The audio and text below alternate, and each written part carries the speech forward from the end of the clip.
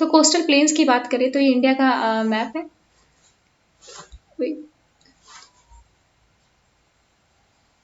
तो इंडिया का मैप है, ये है हमारा उत्कल प्लेन्स, ये हमारा उत्कल प्लेन्स, ये है Chilka lake to Kolleru lake. फिर ये है हमारा आंध्र प्लेन। यहाँ पे आंध्र प्लेन में ये काफ़ी बड़ा डेल्टा बनाते हैं, तो आंध्र प्लेन है Kolleru lake to lake Pulicat lake. फिर ये हमारा लास्ट में कोरोमंडल कोस्ट, ये कन्याकुमारी, पुलिकट लेक टू कन्याकुमारी। तो Chilka to Kolleru and to Pulicat. तो चिल्का टू कोलेरू होता है Utkal plain, Utkal plain and Utkal plain and Kolleru lake to Pulicat lake है आंध्रा प्लेन, और उसके नीचे है कोरोमंडल कोस्ट, ये Pulicat lake to Kanyakumari Coromandel coast. फिर इधर है, इधर ये वाला रीजन है, ये है कोंकण कोस्ट। फिर ये कन्नरा कोस्ट, ये कन्नागरा कोस्ट, ये दमन टू मारमागांव, ये है Konkan coast. Marmagao to new Mangalore, ये है Kanara coast. And new Mangalore to Kanyakumari, ये है मालाबार कोस्ट। तो कोस्ट ईस्टर्न कोस्टल प्लेन की बात करें तो उत्कल प्लेन्स होता है, Utkal plain Chilka lake to Kolleru lake होते हैं, Chilka lake to Kolleru lake Utkal plain होते हैं। ये काफ़ी वाइडर होते हैं, काफ़ी वाइडर होते हैं, काफ़ी रेनी होती है, यहाँ पे रेन होती है, यानी साइक्लोन यहाँ पे आके हिट करता है इस प्लेन को, साइक्लोन हिट करता है। यहाँ पे इंपॉर्टेंट होता है rice, coconut and banana. Rice, coconut and banana काफ़ी इंपॉर्टेंट है ये उत्कल प्लेन्स में। उत्कल प्लेन के कोलेरू लेक तक पुलिकट लेक तक हमारा जो प्लेन आता है उसे कौन क्या बोलते हैं, उसे बोलते हैं आंध्र प्लेन।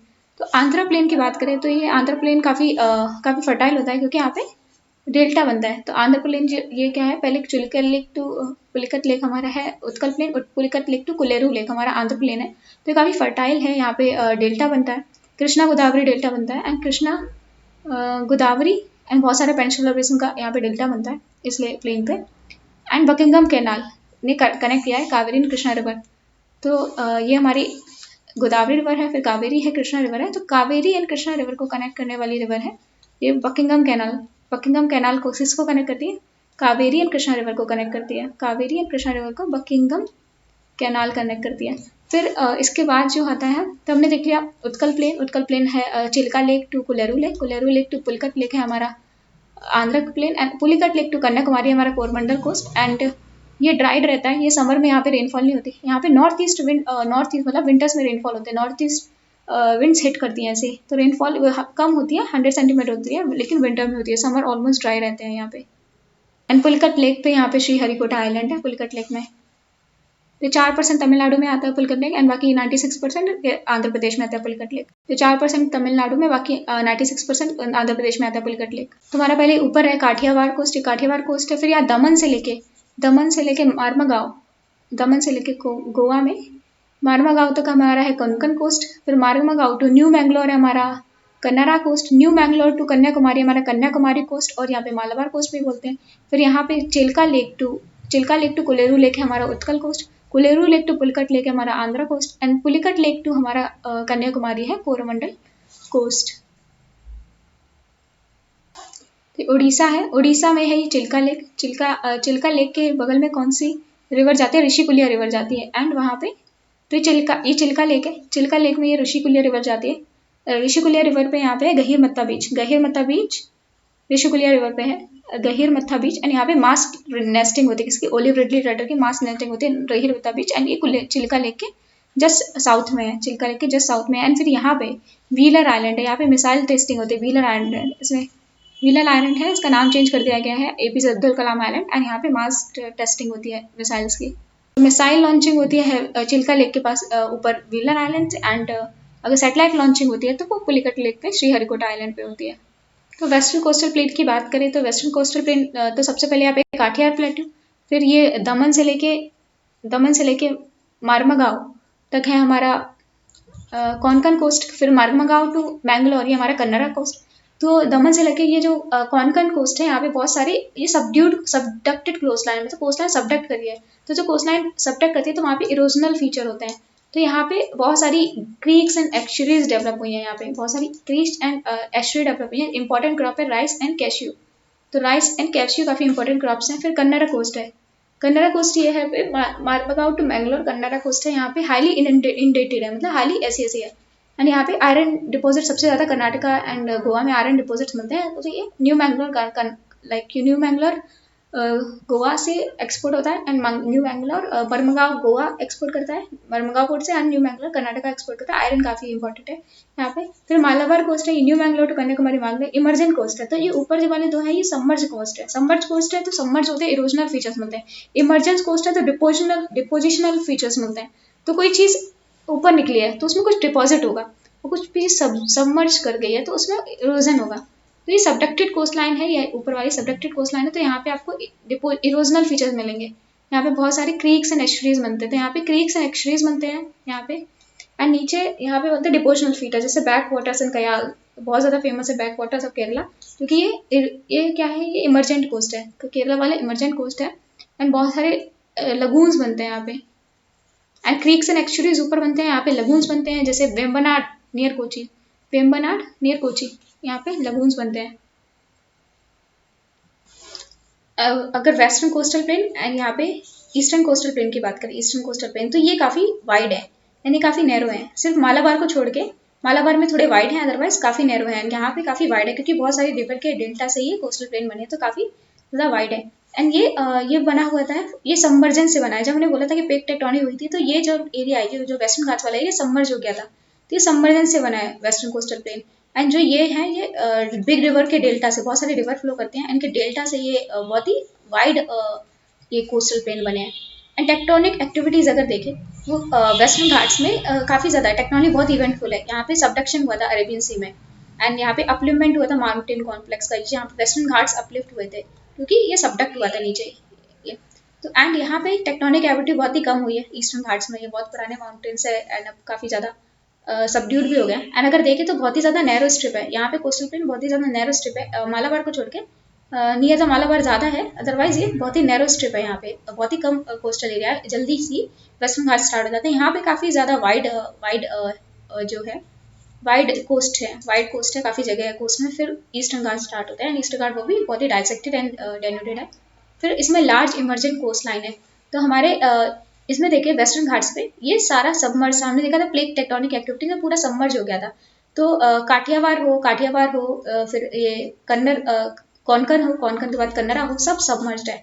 सबमर्ज्ड है तो ये सबमर्ज है, तो यहाँ पे क्या बनता है, यहाँ पे सबमर्ज है तो यहाँ पे क्रीक्स एंड एस्ट्रीज बनते हैं। एंड ये इमर्जेंट कोस्ट है, मालाबार कोस्ट इमर्जेंट कोस्ट है। सिर्फ मालाबार को छोड़ के पूरा सबमर्ज्ड है eastern part. And Malabar coast emergent coast है, तभी यहाँ पे कायल एंड बैक वाटर्स बनते हैं, लगून्स बनते हैं, यहाँ पे लगून्स बनते हैं मालाबार में, क्योंकि इमर्जेंट कोस्ट लाइन है। एंड ईस्टर्न में ही पूरी इमर्जेंट है, ये पूरी इमर्जेंट कोस्ट लाइन है ईस्टर्न में। एंड ये इधर सबमर्जेंट कोस्ट लाइन है मालाबार को छोड़ के। एंड ईस्टर्न में तो सब इमर्जेंट कोस्ट, तो हमारी इस साइड सबमर्जेंट कोस्ट लाइन है, क्योंकि हमें पता है कि प्लेट टेक्टोनिक्स में ये हमारा वेस्टर्न साइड सबमर्ज हुआ था एंड ये टिल्ड हो गया था इस साइड, तभी ज्यादातर रिवर फ्लो करती है ईस्टर्न साइड करती है। तो ये हमारा इमर्ज हुआ था eastern coast, and western side हमारा सबमर्ज हुआ था वेस्टर्न कोस्टल पे। तो सी लेवल यहाँ पे ऊपर आ गया, सबमर्ज हुआ है तो ये सी लेवल गए, वेस्टर्न घाट्स है, तो वेस्टर्न घाट से ज्यादा रिवर गए। ईस्टर्न घाट्स बहुत छोटी है, ईस्टर्न डाइसेक्टेड है, छोटी है, एंड हमारा वाइड है, ईस्टर्न कोस्टल प्लेन वाइड है एंड वेस्टर्न कोस्टल प्लेन बहुत ही नैरो है।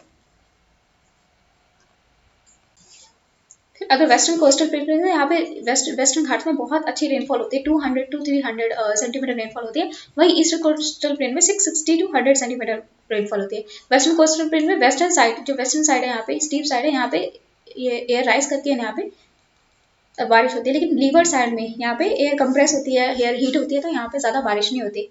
एंड अगर देखिए वेस्टर्न साइड, ईस्ट अगर वेस्टर्न साइड देखे तो ज्यादातर नेचुरल पोर्ट होते हैं, क्योंकि सबमर्जन कोस्ट लाइन है तो ज्यादा नेचुरल पोर्ट होता है केरला को छोड़ के। एंड यहाँ पे एक्सेप्ट विजाग को छोड़ के, विजाग एक नेचुरल पोर्ट है ईस्टर्न साइड, अदरवाइज बाकी सारे पोर्ट है आर्टिफिशियल है। तो इस साइड सारे पोर्ट, विजाग को छोड़ के सारे आर्टिफिशियल पोर्ट है ईस्टर्न साइड में, क्योंकि ये इमरजेंट कोस्ट लाइन में आर्टिफिशियल पोर्ट बनाने पड़ते हैं। फिर यहाँ पे जो है वेस्टर्न साइड में ये इरोजनल फीचर बनते हैं, क्योंकि ये सबमर्जन कोस्ट लाइन है तो इरोजनल फीचर्स बनते हैं, क्रीक्स एंड एस्ट्रीज बनते हैं। लेकिन केरला में लगून्स बनते हैं, बैकवाटर्स बनते हैं, तो ये एक्सेप्शन है क्योंकि ये सबमर्जेंट है। एंड बाकी यहाँ पे डिवोशनल फीचर्स बनते हैं, जैसे लगून, ईस्टर्न साइड में लगून सी, जैसे हमने देखा था यहाँ पे कोलेरू लेक है, ये चिल्का लेक है, एक लगून टाइप का है, एंड पुलिकट लेक है।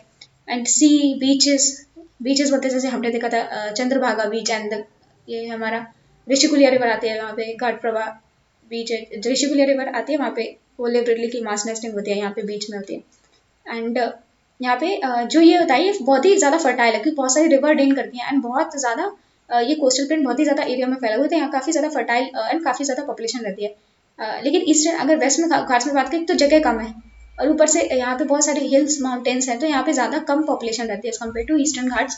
फिजियोग्राफिक कॉन्स्टेंट्स होते हैं। एंड यहाँ पे अगर देखें तो यहाँ पे ज़्यादातर होती है स्पाइसेस हमने देखा, टी एंड मैंगोज हमने देखा, मैंगोज काफ़ी अच्छे होते हैं, टीज काफ़ी अच्छे होते हैं बाबू दाल चिकमंगलूर डिस्ट्रिक्ट में। एंड यहाँ पे टी काफ़ी अच्छी होती है एंड स्पाइसेस अच्छे होते हैं। अगर ईस्टर्न घाट्स में देखें तो राइस एंड कोकोनट बहुत सही होता है, rice and coconut eastern Ghats में काफ़ी सही होता है। तो वेस्टर्न घाट्स में ज़्यादा बारिश होती है as compare to eastern Ghats, and western Ghats में कम साइक्लोनिक एक्टिविटी थी, ईस्टर्न घाट में ज़्यादातर cyclonic activity, specially Utkal plain में, जो आंध्र प्रदेश जो उड़ीसा में सबसे ज़्यादा वहाँ पे होती है। तमिलनाडु एंड आंध्र प्रदेश में भी साइक्लोनिक एक्टिविटी होती है। वेस्टर्न घाट्स में यहाँ पे एस्ट्रीज बनती है, ऐसे रिवर एस्ट्रीज बनाता है, एंड ईस्टर्न घाट्स में डेल्टा बनाती है, रिवर डेल्टा बनाती है, क्योंकि इमरजेंट कोस्ट है, तो डेल्टा बनाएगी रिवर, तो एस्ट्री बनाएगी। तो सबमर्जेंट कोस्ट में एस्ट्री बनाती है river. Coast line of submergence, coast line emergence क्या होती है? कोस्ट लाइन ऑफ सबमर्जेंस होती है कि कोस्ट लाइन ऑफ इमरजेंस होती है कि या तो ये जो लेयर थी वो अपलिफ्ट हो गई, या सी लेवल डाउन हो गया, तो वो इमर्ज होगी कोस्ट लाइन। या तो सी लेवल डाउन हो जाए या कोस्ट लाइन ऊपर आ जाए, अपलिफ्ट हो जाए, तो इसे coast line of submergence emergence बोलते हैं। उल्टा इसका कोस्ट लाइन ऑफ सबमर्जेंस होता है। तो यहाँ पे इंपॉर्टेंट फीचर्स क्या होते हैं कोस्ट लाइन ऑफ इमरजेंस के? तो इमरजेंस में आपको बार्स देखेंगे, जैसे यहाँ पे पिलीगट लेक में श्रीहरिकोटा एक बार है, स्पिट्स लगून जैसे चिल्का लेक इंपॉर्टेंट लगून है, वेमनाड लेक एक लगून है, क्योंकि ये कोस्ट लाइन ऑफ सब इमरजेंट है, क्योंकि ये केरला वाला मालाबार इमरजेंट है, बाकी ये सबमर्जेंट है ऊपर वाला। एंड यहाँ पे सी मार्चेस बीचेस जैसे हमने देखा चंद्रभागा बीच, और यहाँ पे ऋषिकुलिया रिवर पे ये हमें बीचेस मिलते हैं, यहाँ पे मास नेस्टिंग होते हैं, सी क्लिफ्स दिखते हैं, आर्चेस दिखती हैं, तो एक टिपिकल फीचर्स है। एंड यहाँ पे ये जो है कोस्ट लाइन सबमर्जेंस है, एंड वेस्टर्न कोस्ट में आपको इमरजेंट भी दिखेगा, सबमर्जेंट भी दिखेगा। तो ये इमरजेंट है मालाबार वाला, बाकी सारा सबमर्जेंट है। सबमर्जेंट में इजी ये पोर्ट्स बन सकते हैं, एंड तभी ईस्टर्न घाट में विजाग को छोड़ के सारे आर्टिफिशियल पोर्ट है ईस्टर्न में, क्योंकि सबमर्जेंट जो कोस्ट लाइन होती है वहाँ पे पोर्ट्स बनाना ईजी नहीं होता है। तो Coromandel coast and Malabar coast ये कोस्ट लाइन ऑफ इमरजेंस है। एंड कौन कोस्ट? महाराष्ट्र में कन्नाडा कोस्ट है coast line of emergence. Coastal area के इंपॉर्टेंस है कि तो पोर्ट्स बनते हैं, हमने देखा कि पोर्ट्स कोस्टल एरिया में ही बन सकते हैं। तो हमारा 7570 किलोमीटर हमारा कोस्ट लाइन है, तो काफ़ी इंपॉर्टेंट है। तो हमारा 98% जो एक्सपोर्ट होता है हमारा कोस्ट से होता है, इम्पोर्टेंट इंटरनेशनल ट्रेड हमारा इम्पोर्टेंट एक्सपोर्ट 98% कोस्ट से ही होता है। ये फिशरी के लिए भी काफ़ी इंपॉर्टेंट है। 7517 किलोमीटर इवन हमारा कोस्ट लाइन है आइलैंड्स को मिला के, तो इससे काफ़ी अच्छी मेजर फिशिंग हार्बर्स बनते हैं। एक्सक्लूसिव इकोनॉमिक जोन हमारा एक्सक्लूसिव इकोनॉमी में 2.2 मिलियन स्क्वायर किलोमीटर फैला हुआ है हमारा एक्सक्लूसिव इकोनॉमी में, काफ़ी बड़ा फैला हुआ है। For the exploitation of minerals कर सकते हैं, अदर रिसोर्सेज को हम एक्सप्लॉयट कर सकते हैं। एग्रीकल्चर एंड प्लांटेशन के लिए काफ़ी इंपॉर्टेंट है, हम पैडी ग्रो करते हैं, पैडी, कोकोनट, पीपर, कैश्यू, कसावा, प्लांटेशन क्रॉप जैसे rubber and cash crop, T, coffee and spices के लिए काफ़ी इंपॉर्टेंट है हमारी कोस्ट लाइन। हमारे कोस्टल प्लेन काफ़ी इंपॉर्टेंट है। कोस्टल प्लेन में पैडी, कोकोनट, पीपर, cashew, cassava, plantation crop, rubber, cashew, T, coffee, spices ये सब ग्रो होते हैं। फिर वेजिटेशन काफ़ी इंपॉर्टेंट होता है, वेट ट्रॉपिकल एवरग्रीन वेजिटेशन है हमारा वेस्टर्न घाट्स में, वेजिटेशन काफ़ी इंपॉर्टेंट है। एंड टाइडल वेजिटेशन मिलता है हमारा गंगा में, महानदी, फिर गोदावरी, कृष्णा, यहाँ पे हमारा टाइडल वेजिटेशन मिलता है। टाइडल वेजिटेशन वेस्टर्न घाट्स पे हमें वेजिटेशन मिलता है tropical, wet tropical evergreen vegetation, and इधर हमें टाइडल वेजिटेशन मिलता है। फिर वाटरवे एंड ट्रांसपोर्ट की बात करें तो हमारा ये है नेशनल वाटरवेज 3 हमारा Kottapuram to Kollam, and west coast canal, Champakara canal, Udyogamandal canal, तो हमारा नेशनल वाटरवे 3 यहाँ पे है। कोट्टापुरम टू कोलम हमारा है नेशनल वाटरवे 3। तो यहाँ पे 2 कैनाल है, एक चंपकरा कैनाल, एक है उद्योग मंडल कैनाल। चंपकरा कैनाल, उद्योग मंडल कैनाल, चंपकरा कैनाल, उद्योग मंडल कैनाल, 2 कैनाल है, चंपकरा कैनाल एंड उद्योग मंडल कैनाल। कोस्टल एरिया है तो हम यहाँ से ओशन थर्मल एनर्जी कन्वर्ट कर सकते हैं ओशन टेम्परेचर को यूज़ करके, तो एनर्जी रिक्वायरमेंट के लिए काफ़ी ज़रूरत होता है। फिर मिनरल्स मिलते हैं हमें काफ़ी, जैसे पॉलीमेटिक लिंक नोड्यूल्स हमें इंडियन ओशन में मिलता है। फिर यहाँ पे केरला में मोनाजाइट सैंड से हमें थोरियम मिलता है, गुजरात में हमें पेट्रोलियम रिजर्व्स मिलते हैं, तो मिनरल्स काफ़ी मिलते हैं। फिर टूरिज्म के लिए काफ़ी इंपॉर्टेंट होता है, काफ़ी सीनिक स्पॉट्स होते हैं अगर देखें, यहाँ पे बहुत सारे बीचेस होते हैं जैसे, और फिर जैसे kayals, back waters of Kerala, काफ़ी इंपॉर्टेंट टूरिस्ट साइट्स हैं। तो हमारी नेशनल वाटरवे 3 है कोट्टापुरम टू कोलम, एंड यहाँ पे वेस्ट कोस्ट कैनाल है, चंपाकरा कैनाल एंड उद्योग मंडल कैनाल। एंड हमारा नेशनल वाटरवे 4 है around the Godavari and Krishna. Godavari and Krishna पे हमारा नेशनल वाटरवे 4 है। गोदावरी एंड कृष्णा के गोदावरी रिवर, कृष्णा रिवर पे हमारा नेशनल वाटरवे 4। नेशनल वाटरवे 1 तो हमारा गंगा रिवर पे है एंड नेशनल वाटरवे 2 हमारा ब्रह्मपुत्र रिवर पे है। तो इंडिया का 98% इंटरनेशनल ट्रेड पोर्ट से होता है और हमारे 12 मेजर पोर्ट्स हैं एंड 13 मेजर पोर्ट्स हैं एंड 200 माइनर पोर्ट्स हैं अराउंड। तो और भी पोर्ट्स पड़ रहे हैं अभी।